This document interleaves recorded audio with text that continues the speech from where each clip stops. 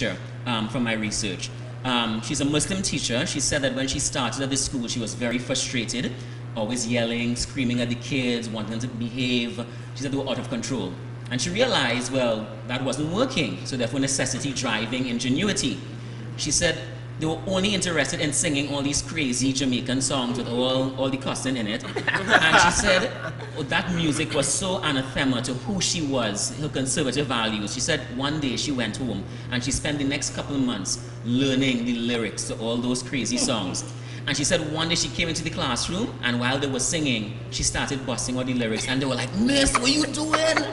You know, but in that moment, she cracked open a door. She won their respect.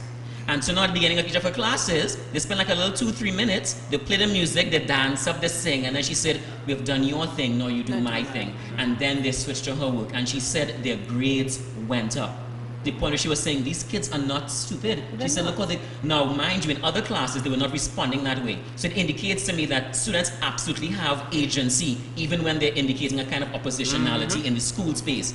We often think that they're stupid and we write them off. And so that's just one example of how a teacher can be really creative, but you really have to reach students where they are and win their respect. And once you do that, students recognize you're giving me respect, I'm going to give you back some respect. And that really drives the education. And when it comes to home, I was speaking with some parents at a primary school, I won't name it, a primary school recently doing a workshop.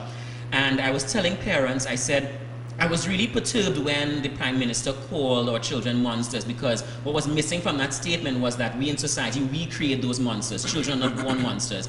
And I said, in our homes, children watch us as the parents. We are the first teachers. And that we should be modeling. So for example, if you want your child to be focused on reading, are you reading at home?